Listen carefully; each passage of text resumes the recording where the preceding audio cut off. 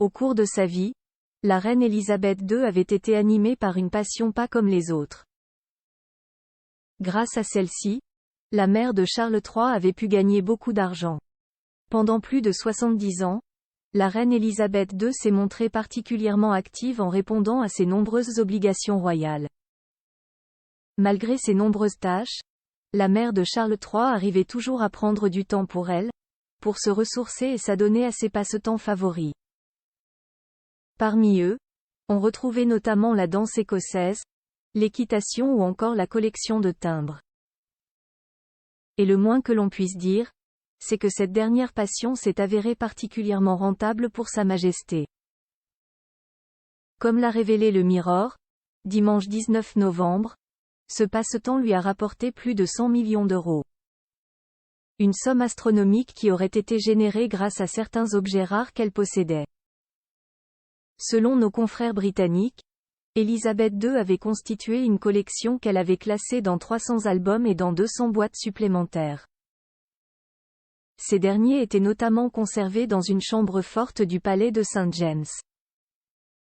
Parmi ces nombreuses pièces, la reine avait un timbre de l'île Maurice extrêmement rare.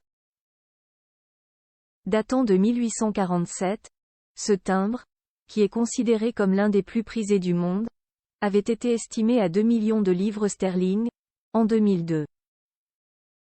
Il s'agit notamment d'un timbre que son grand-père, le roi George V, avait acheté lors d'une vente aux enchères en 1904.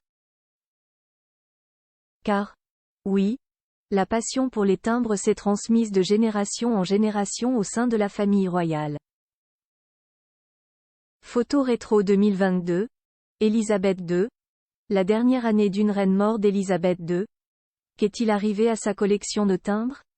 Lorsqu'elle a repris la collection de ses timbres de ses aïeux, la reine Élisabeth II a pris une décision particulièrement difficile. Elle avait en effet vendu certains des timbres excédentaires afin d'en acheter de nouveaux. Comme l'a rapporté le Télégraphe, la vente de timbres avait rencontré un franc succès.